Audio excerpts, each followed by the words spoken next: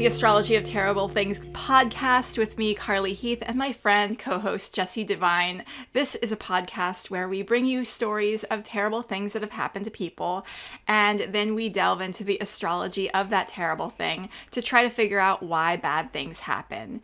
Important note, this podcast comes with all the trigger warnings. We talk about amusement park disasters, serial killers, catastrophic accidents, and all the sorts of events that usually result in people dying. And if any... Why are you laughing? You are a terrible person, Jessie. That's why I'm here. That's why I'm here. Sorry. Oh my gosh, the hate mail. I can view it coming in. As soon as Carly mentions people dying, Jessie starts cackling. Listen. The hate mail will be just for me. It's okay. Which actually brings up a really important note. Who the fuck are you and why are you doing this? And I do have to address the human weird nature, especially for people who have anxiety, of studying and exploring the extremely morbid. And what is that? What is that human need to, when I find out about a murder or a serial killer or a crime that is terrible, why do I need to know every single thing about that crime and the person committing it? I want to see if there's a way that I could have that thing not happen to me. Mm-hmm. So there's that part of it. There's the part of it where, like, that is an extreme experience that a human went through, and I want to know what that was like. Mm-hmm. We did get a little sidetracked and off track there. I didn't finish my paragraph, which was... My bad, guys. We talk about all sorts of events that usually result in people dying. We are not terrible people. We genuinely feel awful about terrible things happening to people. That's true. Obviously, true. Like when I hear a story of a horrific event, my first reaction is to go, "Oh my God, that's awful." Mm-hmm. My second reaction is I want to know every single thing about that thing. We want to delve into whatever that is that attracts our attention so much about horrible things. Yeah. And I don't think I laugh at I think I laugh at the absurdity of the universe sometimes. You were just listing all of the, and I know that that list is just a very short list of compared to all of the things that we actually touch on. So, I think I just laugh sometimes because it's how do all these things happen to people all the time? I don't really know how else to handle it. So I think I just laugh. If anything that we've talked about in the first 3 minutes of the show is offensive to you or triggering, this is definitely not the show for you. I want to understand the universe. I want to understand why is it that bad things happen. And that's why astrology, I think, it draws so many of us, because it's a language that tells us about karma. And so when we describe a distressing situation that gets our attention, then we pull up the astrology and we examine it in terms of archetypes and in terms of the astrological language of the cosmos. It helps to describe the human experience a little bit, I think. Yeah, and I think for those of us that know, you're the astrology expert here. I think for those of us that know less about astrology, I was talking about understanding the why earlier, when tragedies happen. And then you can look at, a chart and then see oh, well, it wasn't completely random. You can understand. That's what's amazing. Whenever I look at a chart for the San Francisco earthquake, the Donner Party, the World Trade Center disaster, it's not a quiet chart. It's never oh, that's, that was a weird random day. It's always wow, it happened at an exact moment where a thing hit the ascendant, where the moon was doing a thing, where there was a Mercury cazimi, where it's always a very specific, loud, very amazing chart. There's a clear reason. There's a clear, yeah. What we're talking about this week is something that happened in my hometown, and I think I think I got this idea from My Favorite Murder, because they talk about hometown. Do you have a favorite murder? I'm very obsessed with the Lori Daybell trial right now, and I think that's kind of consuming all my attention. And I also, the Brian Koberger, Idaho 4, is consuming all my attention right now, and he's a big old Scorpio stellium right there. Man, Scorpios don't need any help being, nobody likes Scorpios. I love Scorpios. Nobody likes Scorpios. Yeah, well, those people who you actually have a Venus in Scorpio. Yeah. Gosh, so many serial killers have Venus in Scorpio. Not obviously not Jessie is not going to be serial killing. For everyone listening, this is the first time she's told me that. This is a... Oh, really? Yeah. No, I knew I had Scorpio and Venus in Scorpio, but I didn't know that was a serial killer trait. Well, obviously, a lot of people have Venus in Scorpio. It's a very, very common, obviously, like, 1/12 of the population probably has a Venus in Scorpio. So obviously 1/12 of the population is not murderers, but when it's when it's like a very prominent ruler and there's other things happening, you notice it in a lot of serial killer charts. Okay, so I got the idea of thinking about my hometown weird terrible thing, because My Favorite Murder, like every week they have someone talk about their hometown murder, and this isn't a murder. This is just one of those things that I think everyone has in their hometown, which is that story that everyone talks about. I grew up in Northern California, and this is the Concord Waterworld disaster of 1997. This is something that was talked about a whole lot when I was growing up, and I was living in Clayton at the time, but Concord's like one town over because we have the big water park there. This was kind of a story of, these, the adults framed it as, these dumb kids doing dumb things, getting hurt. And I think I have a problem with framing it as dumb kids. I have a problem with anyone calling kids dumb. Especially in a case where it ends in someone's death.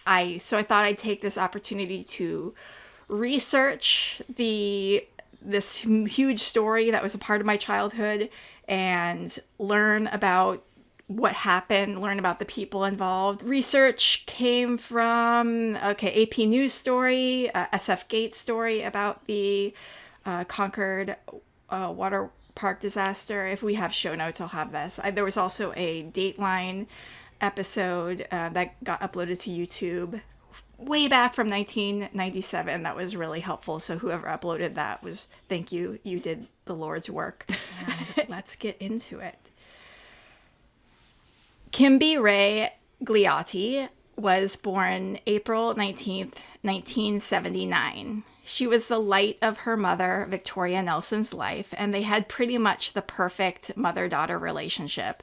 In fact, Quimby's birth had special meaning for Victoria because her own mother had died suddenly of a stroke just after Victoria herself graduated from high school, and Quimby was born soon after that. So Victoria saw the birth of Quimby as a reincarnation of that mother-daughter bond that she had with Quimby's grandmother. She named her daughter Quimby, which means life-giving in Swedish, because the newborn baby really gave her a purpose and a reason for her life. Victoria had kept a collection of teacups and photo albums from Quimby's grandmother, her mother, and she someday planned to leave those to Quimby when she got older. And Quimby, like many little Venus in Pisces, exalted Jupiter in Cancer people. She was beloved by many. Her teachers and her classmates at Napa High said Quimby was a peacemaker who helped others in need. Not everything was super, super perfect. Quimby, when she was 3, her mother and father got divorced, but that really tightened the bond between Quimby and her mother. Her mother describes herself as very overprotective of that mother, and mother and daughter really relied on each other. Growing up, Quimby was very attached to her mother and cried every day during 6th grade during the trip to Yosemite because she missed her. During freshman year, when she was in choir, she called her mom at least 9 times a day during their 2-week trip to New Zealand. Oh my God. They rode horses together, and they went to the Nutcracker Ballet every year. Quimby was a very Venusian girl. She has a very prominent Venus, prominent Jupiter in her chart. Like, so you would think like this beautiful chart, with this strong benefic energy, would have maybe a long life. I mean, either that or it sounds like the beginning of a movie that is a horror movie, and it's just too sweet. It's like too perfect. That's what I feel right now. Like. Yeah, I mean, the mother-daughter relationship sound like the ideal relationship. Mm-hmm. It sounds like everyone at school loved her, which is pretty rare, I think, for being a high schooler. Anywhere, high schooler, anywhere. It seems like, where you're always gonna have, at least for me in high school, had people. Haters, yes, had so many haters. But it seemed like everyone loved her, and she was very much like a pink, pretty princess type of person. She always wore pink, always trying to include everyone. The mother and daughter, when they were growing up, they left nothing unsaid. They held no grudges. They lived life to the fullest. The night before the senior trip, so every year Napa High School goes on a senior trip to a water park. And they had been in the past going to Manteca waterslides, but the Concord waterslides had opened. They were relatively new, so they were switching things up and going to the Concord waterslides instead this year. Quimby's mom was out of town at that time going on a boating trip in Washington's San Juan Islands, but she called her daughter on the phone, and Quimby was really excited about the water slides the next day. And Quimby's mom told her, have fun and be a good girl. And it was the last time they would speak to each other. Oh no. That's awful, God. You just your delivery of that. And it was the last time they would speak to each other. This is... So let's set the scene. It's June 2nd, 1997. This is during this week, during this year, actually, I was looking up what the biggest movies and entertainment stuff was of 1997. Jurassic Park, The Lost World, which is about a theme park gone wrong, is the number 1 movie in America. You're going to tell me that there's a reason for all this later, right? An astrological reason. Yeah. I just feel this coming. Also, Titanic, a movie about a major disaster involving water, hasn't yet come out, but it was planned to be released in July, just a month later, but it did get pushed back due to delays and wouldn't end up being released until December of that year. But nonetheless, Titanic mania has swept the nation. Titanic the musical actually opened up on Broadway, and I did not realize there was a Titanic musical on Broadway. I didn't either. That's wild. And it actually won a bunch of Tony Awards. I know. And it came out the same year as Titanic the movie. What? I know. Is this one of those Mandela effect things? I know. I'm I did not know this. What even is that? So yeah, Titanic the musical went on to win 5 Tony Awards. And A Night to Remember CD-ROM. We're in the 90s. We're old, Carly. We're old. Hits the shelves and features the 1958 film about the Titanic and commentary from Titanic experts. It's a very popular CD-ROM. For those of you who are not children of the 90s. What's a CD-ROM, Carly? A CD-ROM is like a DVD. You don't even know what a DVD is. Jesus. A CD-ROM is a little silver disc that you would actually insert into your computer. And they don't even have the slot for that anymore. I know. And it would open up a program, like an app, that would have a bunch of features on it that had information and video. Anyway, this is what we had before the internet was what it was. We had the internet back then. But God, I'm hearing the dial-up tone right now. we needed more. You couldn't really watch video on the internet back then. Oh, no, it was so slow. Like, yeah, that wasn't a thing. So you had to have, like, these CD-ROMs. Anyway, so the CD-ROM was really big. Titanic mania was sweeping the nation. I looked up Life magazine published June 1st, 1997, the day before the Concord Waterpark disaster. It features a huge headline that reads, Titanic Fever, Why We Can't Look Away from Disasters. That is the headline. Oh my God. And it features a big photo of the sinking Titanic. That is why. Okay. Let's get into this. So, like, I want to know what happened. Tell me what happened. Okay. Additional context. One last thing. Bop by Hanson. Do you remember that song? Mm-hmm. Bop is the #1 song topping the charts at this time. Okay. And I looked up, one of the singers, Zach, says, Bop is a song that is about driving towards an impossible dream. It's about telling yourself, go on now, life will be over, and you don't want it to have passed you by. That's what Bop is about. Oh my God. Also on this day, Oklahoma City bomber Timothy McVeigh was convicted of murder and conspiracy for the 1995 bombing that killed 168 people. Same day as the Concord Waterpark disaster. I don't know how to handle... Okay. Britain's Princess Diana's ball gowns and evening dresses are also scheduled to go on public view at Christie's. She's raising money for AIDS charities. Okay. She will eventually die on August 31st, about 2 months later. Okay. But look at this is the cover of the Life magazine. Titanic. Oh. Why we can't look away from disasters. And it there's has like a giant eyeball in the background. I know. Google this if you're listening to this. Okay, so it's Monday, June 2nd, just days before graduation.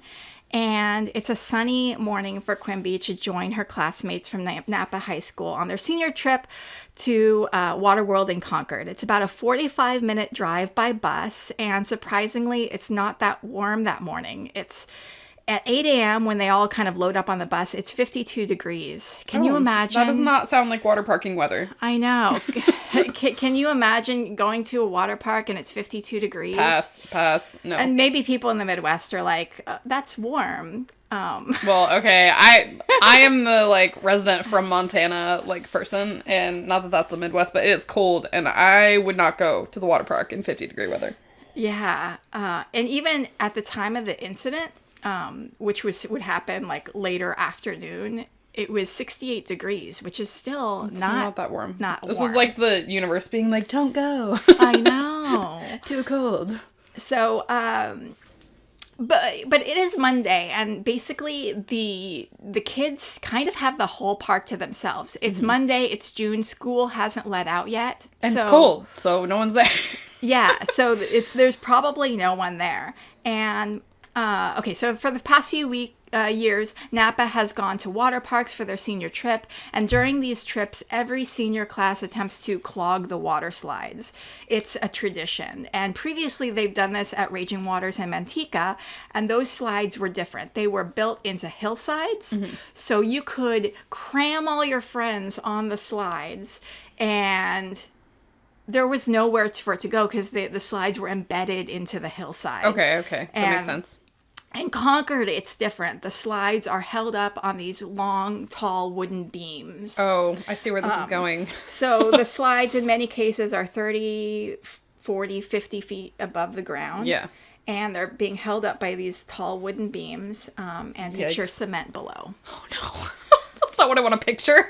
The senior class of 1997 is attempting to have the largest clog in history. They know they can't do this right away at the beginning because they'll get kicked out of the park.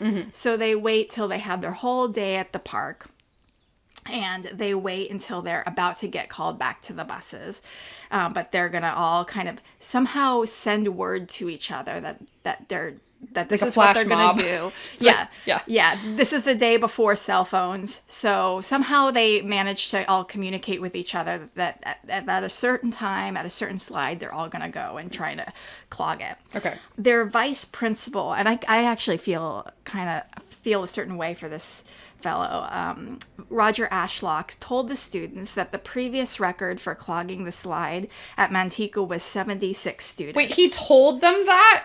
See, this is why I actually, I have some things to say for those adults who are in like the comments on these videos and all these stories about the Concord waterslide disaster, saying the kids are stupid. Mm-hmm. Like, one, I do not think the kids are stupid. I think, and I don't even blame the vice principal for telling them this, because it honestly feels like something I would tell kids. This is probably why I shouldn't be trusted with kids. But no, okay, it's fine. It's like, okay, it's a tradition, right? They've been doing it for years, and you just kind of want to participate. And okay. It's a tradition. No one is... And they've been doing it for you. Like, no one's ever gotten hurt, really. Yeah. Like, okay, that makes sense. And he also tells them, hey, you guys, you're on a senior trip. Like, we're not going to get you in trouble. Like, we're not going to expel you. Have fun. You know, don't get... Obviously, if you do something that gets you kicked out of the park, that's on you. But he basically tells them, have a good time. And he's a cool guy. He's like... This gives me very much like Mean Girls, like, I'm not a regular mom, I'm a cool mom. Like, this is the vibe I'm getting. I'm not a regular vice principal, I'm a cool vice principal. Exactly. I'm like, bro. 17-year-old Linda Franco almost didn't even participate, but when the kids started saying it's happening, and she heard everyone laughing and running to the slides, to the bonsai pipeline, that's where this happened, she's like... FOMO. Yeah. Yeah. Fear of missing out, she runs in. So they all entered from a platform 40 feet above the cement ground, storming past the lifeguards who are tasked with making everyone go down one at a time. And about 2:45 p.m., as the first students went down, they used their arms and legs to stop themselves from going all the way down, resulting in more students clogging the slide from behind them. Imagine being that, like, first guy. Like, I can't. I know. One thing I was trying to, as I was researching this, I was trying to find out who was the guy that was the first clogger. One, yeah. Like, you have to be strong as hell. Like, one, you have to be strong as hell, and two, now you have to live with yourself. Yeah, true. With what ended up happening. What's gonna happen next? And I mean, I would feel free to DM me if you were the guy at the front of the slide. Like, I just want to know. Well, if anyone who is involved in this, like, wants... I'm just curious about how, it's been whatever. How long was 1997 ago? Like 30 years? Too long. A long time ago. I want to know how this has affected your life. I want to know if you still think about it. This is a judgment-free zone. Totally judgment-free zone.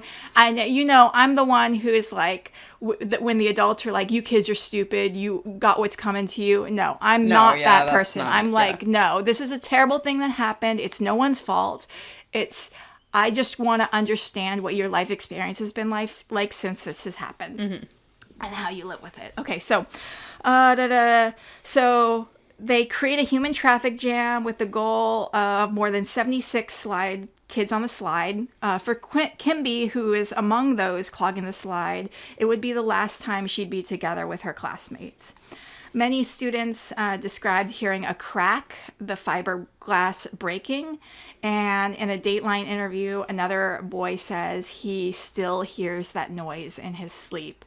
And a girl responds she can hear it in her sleep. Oh my God. When the slide broke, over 30 students fell from heights between 20 and 30 feet onto the hard concrete below. Oh my God. And here's the thing: I'll take you by the LA River. After this is over, the LA River is about 20 feet to from the top to the bottom, and it's like a cement ground. Mm-hmm. I saw a woman get thrown off her horse into the LA River, and I did not think she survived.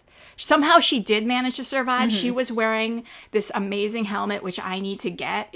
This amazing helmet she thinks saved her so many things. But 20 feet into cement is it's farther. A far ass fall. And plus, you're not wearing much. You're wearing a bikini suit. Or whatever. Like that, not to be crass, but that's just splat. can't deal with this. I know. So first responders described seeing blood and broken bone everywhere. Quimby Gliotti landed on her head and suffered blunt force trauma to her head, and she suffered a crushed chest and heart injuries and died at Mount Diablo Medical Center in Concord. Oh, God. I know. This is really, really tough.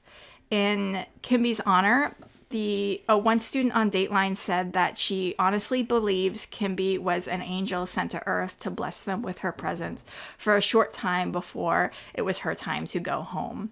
In Quimby's honor, the students wore pink ribbons after the accident, and hundreds attended her funeral.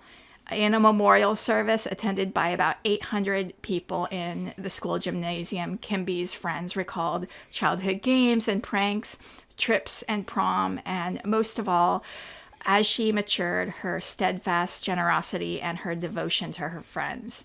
In May 2000, Quimby's family settled a claim for $1.7 million against the Napa Unified School District, Waterworld USA, and its parent company, Premier Parks, and Whitewater West Industries, the slides manufacturer. And did you know, as I was researching this, there is no like government agency that like inspects slides. Like water slides? Like water slides. Like, really? Yeah. Like it's all inspected basically by the industry. The industry inspects itself. So if you think about this, that's not reassuring. Their motivation is to make as much money as possible in the most cost-effective way possible, and they are regulating and safety measuring themselves. So if something is not quite safe, but they're going to get a lot of money for it, and maybe one or two people die and they have to pay $1.7 million, but like that's less than the amount that they make on it, then they don't care. Then they don't care. Then they're gonna yep. like let you have the yikes safe slide. So anyway, learning about these things has made me highly distrust amusement parks. I mean, obviously the slides broke because there were 30 kids in it, 30 kids in it, clogging it. And if you're going down one at a time, that's fine. But there have been other water park disasters just by one person going down the slide. We'll have to kind of do this on a later episode. But amusement parks are not safe. Good to know. Yeah.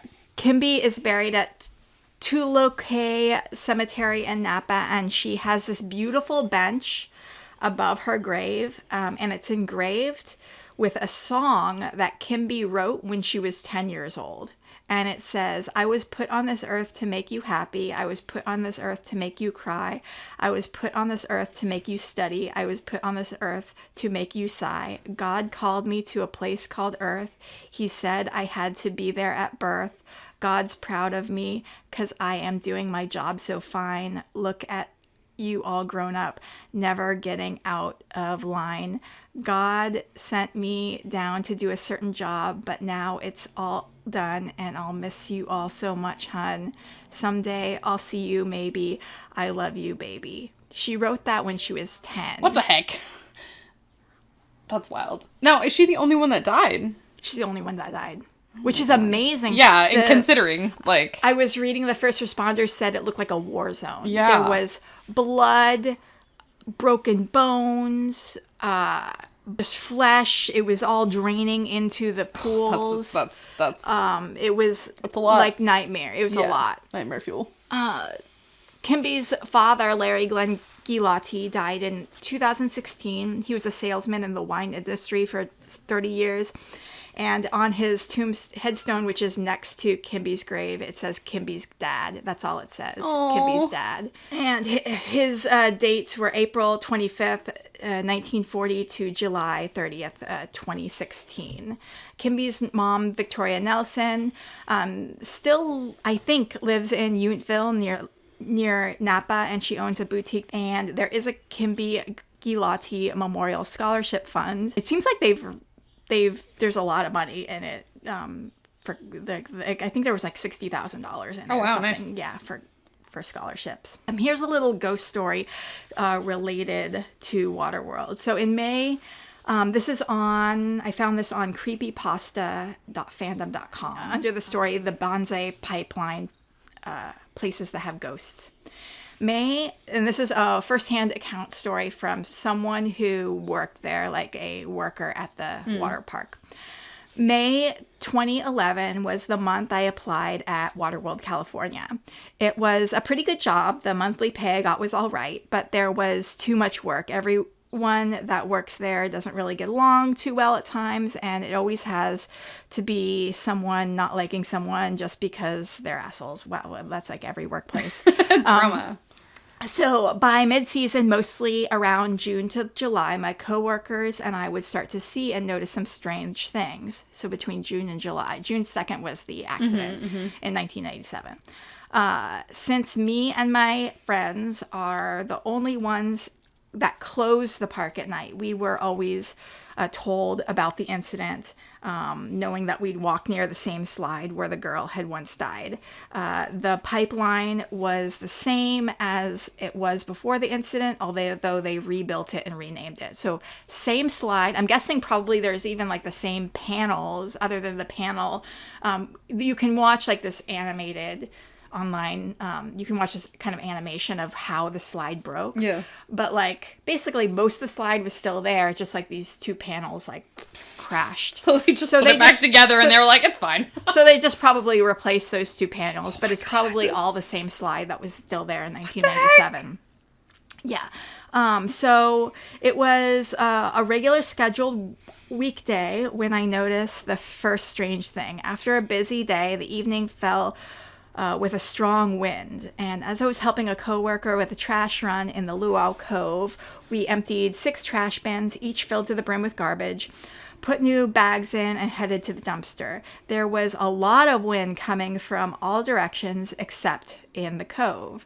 Since there are 4 pavilions, most of the wind that comes in doesn't go through as much. The garbage cans nearby were standing straight and stationary, even with a slight wind pushing against them. By the time we walked back from the dumpsters, we passed by the luau, only to see the 4 bins tipped over and the rest still stationary. I looked at my friend in some disbelief. Since the only people working during that time in that area were us, I'm talking as him, no one else was there. We checked the kitchen and it was empty. The wind around that whole area was going in every direction, different from outside the park. We checked with our other coworkers, but they were busy with duties as well. A couple days later, we started noticing even stranger things. I was by the tube rentals on our lunch break with my coworkers when we heard a distant scream from a teenage girl. It wasn't a joyous or horrified scream, but a painful scream. Oof. A scream so painful that it gave me chills up my spine. I just couldn't move or say anything at all. We all heard it and just went back to work scared. Little by little, things began to occur. The showers would turn on randomly and stay on for long periods of time when we were around. We would feel a strange presence among every corner, ride, or secluded spot we would go to. These things had to happen for some reason. One day when I was heading out from my shift, I managed to speak to one of the managers explaining what was going on. He told me it was the spirit of the girl who had died, wandering around the park by herself. She was going around the park screaming in pain, knocking on walls and windows, turning on faucets and showers, and even knocking things over. He even said that some doors would open on their own, and it was during the night when she usually does all those things. Could it be that her restless spirit still roams in the park because of us, or could it be something else? All I know is that she comes back only during the month of June and mid-July during closing time. The night shift security and other people that have been in the park during the night time have also claimed of hearing painful screams from far away and other odd occurrences throughout the park. The very same painful screams and occurrences still haunt the park to this very day. Since the park has a lot of security, I wouldn't recommend staying around after closing time, but if you do, stay alert. And then one of the comments on this was, I grew up in Concord all my life and I was a young kid when the incident happened, but everyone knew about it. I used to work for a private security company and we were contracted to do security at Waterworld, and I was one of the guys on the contract. When I used to work nights to make sure stupid teens didn't try to sneak in and vandalize and break shit, that was becoming a problem. Weird stuff going on. Never had any of the doors slam or heard any screams, but stuff would move randomly or get knocked down. Towels would get thrown as well as trash cans, and my shoulder would get tapped. It was a creepy place at night, and I did not like it at all. Yikes. So, that's interesting. Like, the report of that versus, like, the sweet angel they said she was in, like, you know what I mean? I wonder, like, I don't know. That's just an interesting, like, juxtaposition of ideas. I wonder if the spirit is the spirit, not necessarily of her, but of the incident. That would make more sense. Energy of the thing that occurred. That makes more sense. Like, I think when a terrible thing happens, maybe it embeds itself in the world. Like, leaves an energetic scar or whatever. I remember a classmate in college said that she could feel places where people had died, like going on the highway. She could feel like a certain section of the highway where someone died, and she could feel like that sense of being ripped from the earth. It's okay. You can knock my microphone. Jessie, just so you know what's going on here. Jessie is like, we're sitting on the floor. I'm like trying to like reposition. I'm like, move very carefully. And then I just like smack the whole table. Totally. No worries. Like she would, she went to a guy she was dating's house and she couldn't even enter the house. She said, oh my God, something really terrible occurred here. The guy she was dating went on the internet to see what the fuck she was talking about, and I guess that house, a drive-by shooting had occurred and killed the entire family that was like sitting on their couch, and she felt that energy. That is wild. So I think places hold on to an energy when a really terrible thing happened. Check out, this is the chart of the actual incident. Okay. And so if any of you are watching at home and you want to look up this chart, it is at 2:45 on June 2nd, 1997 at Concord, California. And you would think, hey, this kind of looks like an okay chart. It's a Libra rising. That means that it's a Venus chart ruled by Venus, and we have Venus in Gemini in the 9th house, and whenever a planet is in a sign ruled by another planet, so Gemini is ruled by Mercury. We look to, okay, what's Mercury doing? So Mercury is in Taurus in this chart, and Venus is in Gemini. So Venus and Mercury are in each other's houses. Okay. They're communicating. Notice Mercury is in the 8th house, which is the house that deals with death. Okay. So whatever Venus is providing the ascendant is going to have a little touch of 9th house and a little touch of, but really a lot of 8th house, because the ruler of the ascendant has to check in, has to talk to the ruler of the 8th house, which is Mercury in the 8th house there. So we can tell that the ascendant is being informed by that house of death, the 8th house. That makes sense. But there's just a lot going on here. Whenever you're in a day chart, the worst planet, the most troublesome planet is going to be Mars. Right. And the best planet is going to be Jupiter. And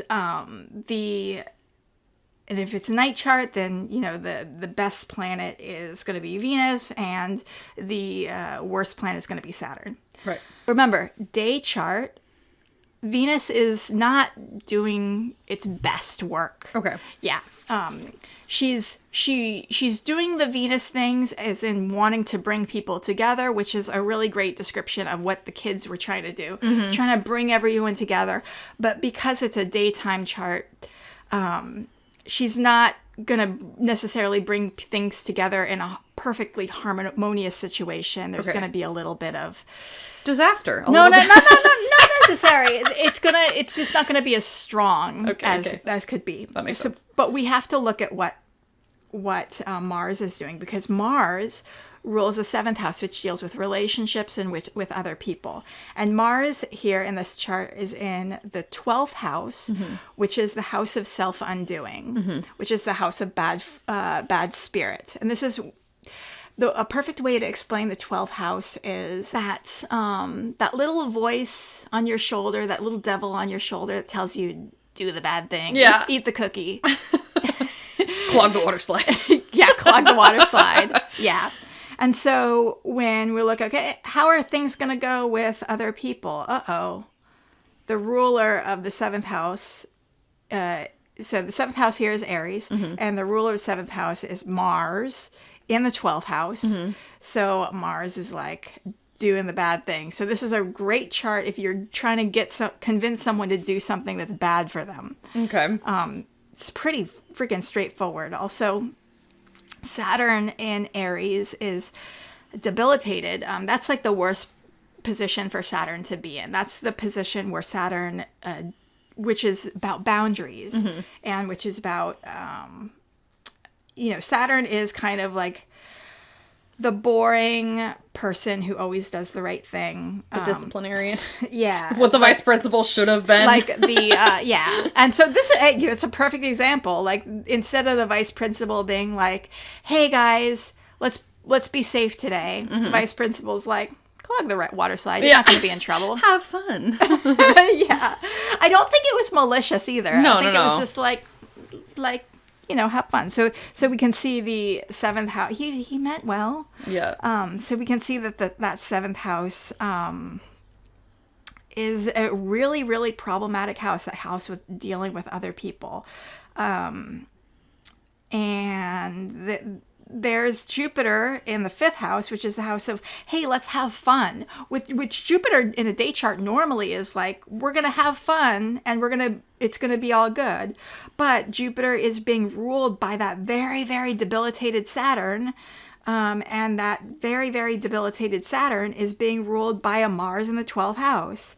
So notice how it all comes back to this Mars in the 12th house. This little Jupiter here is like, have fun, but it's coming back to this, which is that little devil on your shoulder telling you to do the thing, even though it's bad. Interestingly, also Pluto there in the 3rd house, which deals with short distance travel. So they're class trips to the water park. So this little trip to the water park is going to end in death. We can also kind of look to what's the first application that the moon is going to make in its next aspect. And in this case, the moon is it's kind of a void moon. The moon is kind of, it's going to be a while before it makes its next aspect, which is going to be Mercury. And Mercury is often, I see Mercury so much in charts that deal with death. When my dog died, it was a Mercury Venus Pluto conjunction. Okay. Because Mercury is that god that like helps ferry you to the underworld. Oh, right. And the moon, it's going to be a little while till it makes that aspect to Mercury, but the moon there is in the 8th house, which is the house of death. Yeah. Yeah. So it's It's a really, really interesting chart. And I was also looking at, because Quimby was born in 1979, she had Pluto in Libra.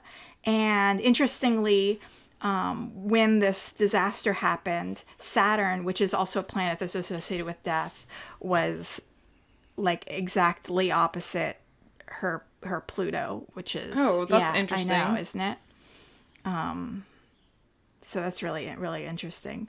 There's and that Uranus in the 5th house. Uranus is that planet of chaos, and like let's go crazy. Yeah. Let's have fun. Yeah. Let's do the risky thing. And there is the little Neptune there, right at the anaretic degree of a Saturn sign. Neptune is like confusion, and Mars is kind of moving into a little trine aspect with Neptune there. And whenever a planet's at the anaretic degree, that's when it's the most malefic. Why is that? Because the last degree of a sign is usually ruled. In the ancient times, they had like little parts of the zodiac ruled by planets as well. So like little kind of slices. And so the last degree of a sign is always either ruled by Mars or Saturn, which are, Mars is which are problematic. Yeah, problematic. Mars is the planet of like strife, illness, death, death by accidents. Yeah. Saturn is like death by suffocation, death by restriction, death by old age. So there's a lot of death signatures in this chart. It's really interesting. But it makes me also think of that Neptune in the last degree of Capricorn, where Capricorn is being ruled by Saturn, debilitated in Aries. Makes me wonder why. Maybe that's why everyone was so Titanic obsessed. Yeah. And so amusement park disaster, Jurassic Park amusement park disaster.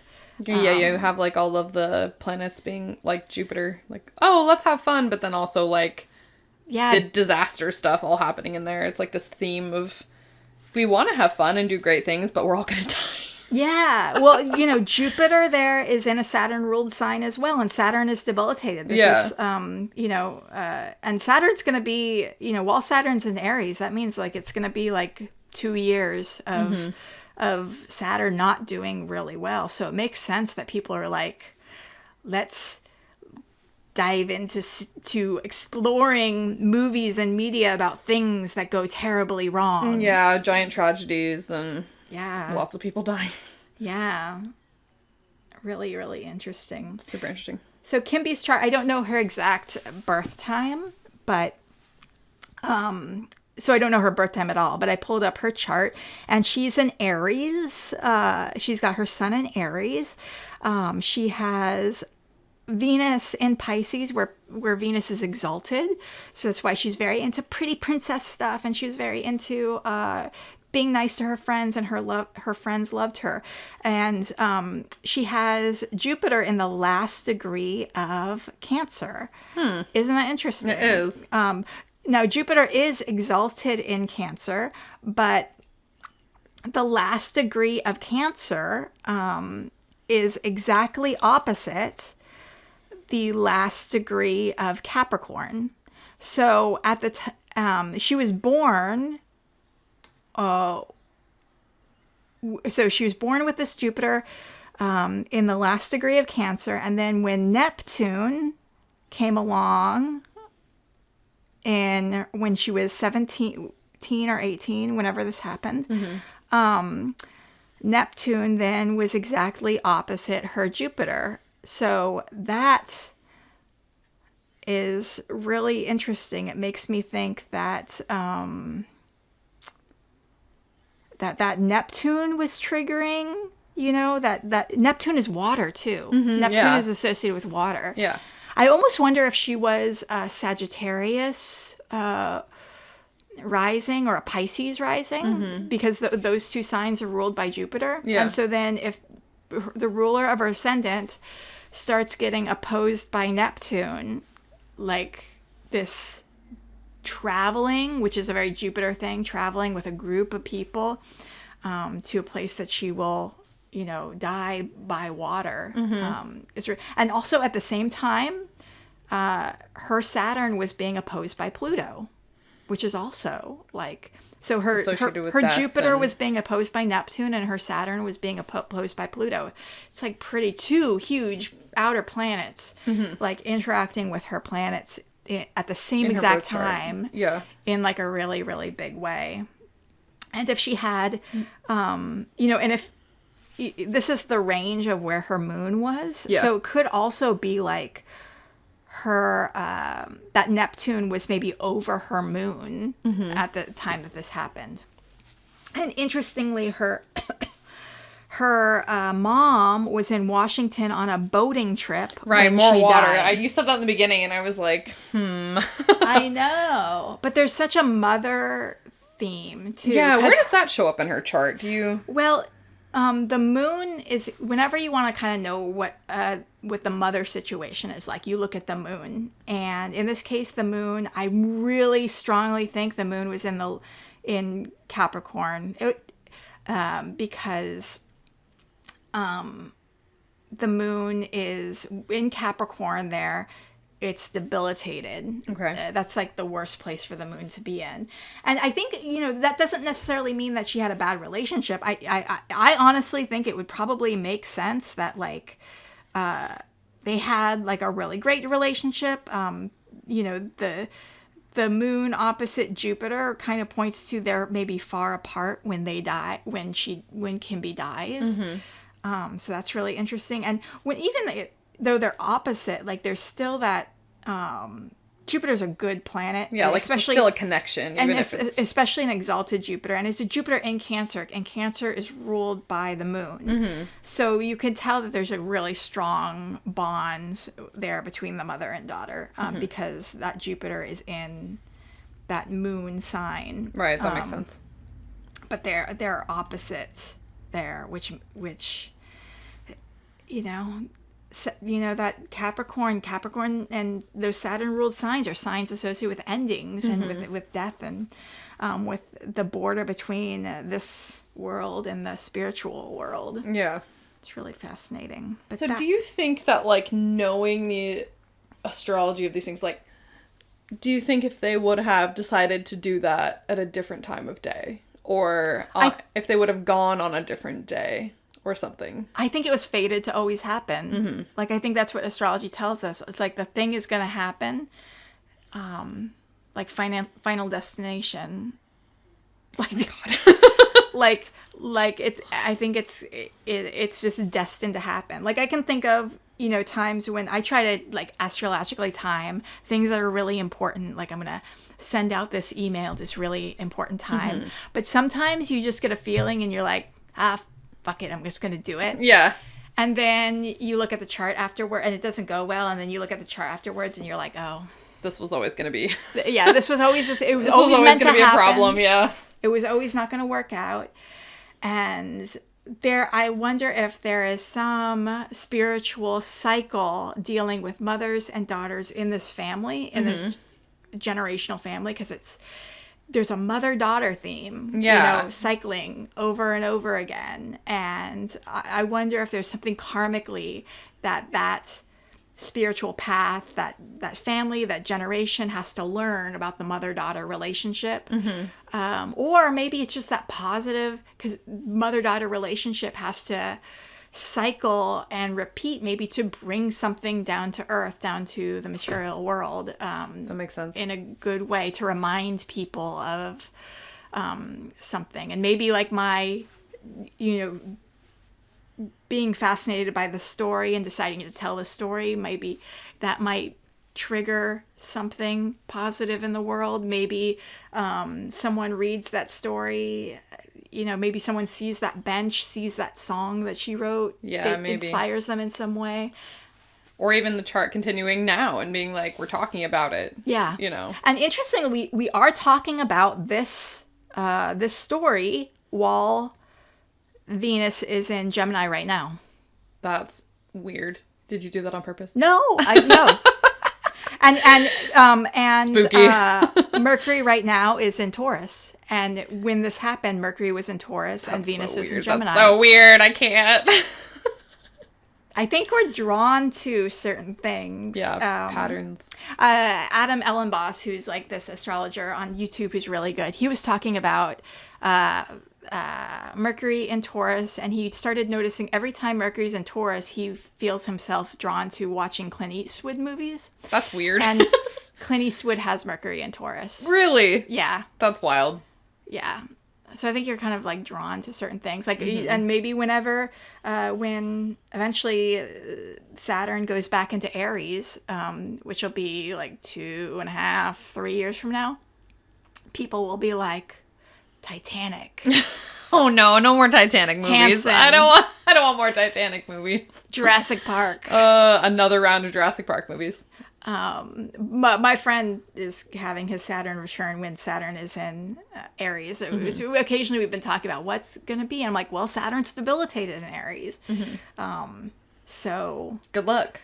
boundaries not being clear. Oh, that's frustrating. Boundary, not being able to say no. Yeah. Which is a theme that happened here in the this, water yeah, park nobody, disaster. yeah, with that one girl too joining in, and yeah, Linda. Yeah, she's like, I don't really want to do it. And then everyone else is like, let's do it. And she's like, fine. Yeah.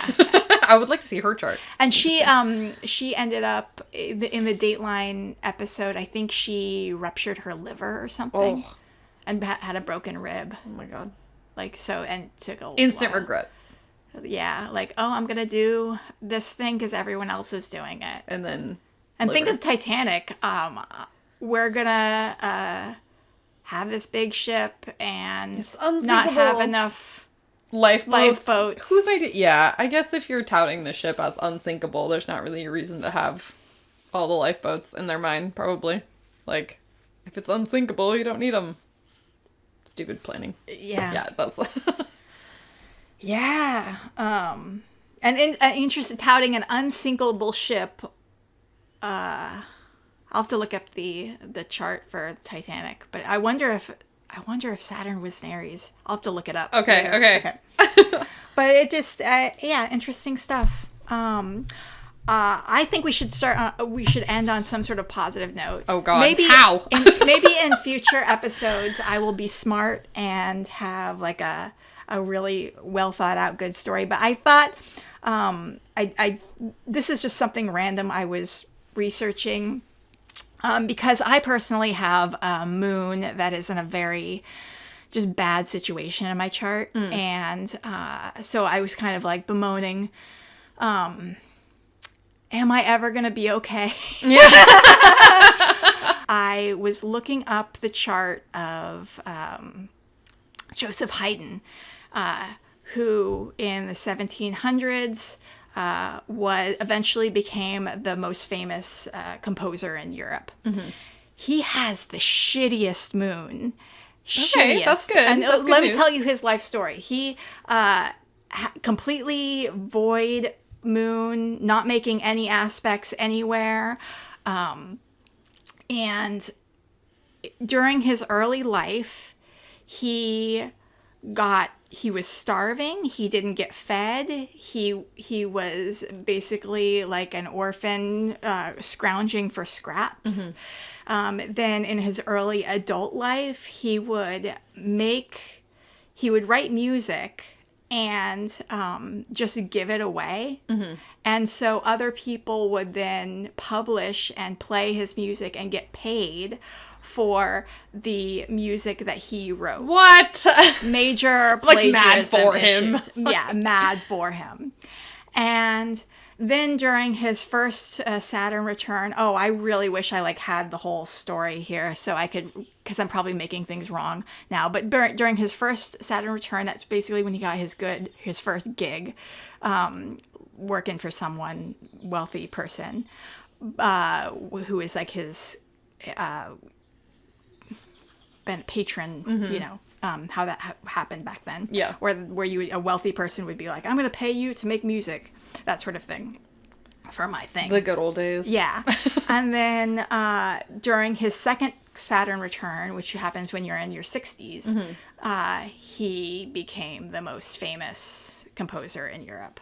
So there's hope. So there's hope. It's just you just have to keep at it, keep plugging away. I think that's an interesting question that we always have about, well, not you probably, but I always have about astrology that I come back to when I look at charts like this is like, is it inevitable? Is everything inevitable? In maybe, I feel like the answer probably is like, maybe not in the way you think, you know? Yeah. Like you don't think it's not going to pan out exactly how you think it's going to, but yeah.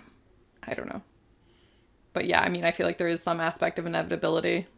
Yeah, I don't know the answer. Yeah. But sure, learning about zodiacal releasing, that makes me really think like it's all planned out. We have no control. No, I don't Someone like this. described it as you're on a plane going a certain direction and you can do whatever you want on the plane. Yeah. But you're still going to end up in the same spot wherever you're predestined to go. Interesting. Or your plane will crash, but maybe it's predestined to crash. Okay. Remember when you said we were going to end on a positive note? Oh, yeah. Oops. I always... yeah. So if you've enjoyed any of this, please do like and subscribe, I guess. We don't even have this How does this work? Well, we need to learn how podcasts work. Yeah. And if you didn't like us, definitely keep it to yourself. No, leave a comment because it helps the algorithm. Oh, okay. Yeah. Fair enough. Share on social media and talk about how terrible we are because then more people will see it. Yeah. Talk about how much you hate us. That's good. Still not getting that positivity, Carly. I know. But I hope you enjoyed, and we're going to have future episodes where we're going to talk about terrible things that have happened and then dissect the astrology of it and then try to, in the future, end on something positive. All right. Yeah. Music for the show is provided by Bruno Loureiro. Follow us on Instagram at the Astrology of Terrible Things, all one word.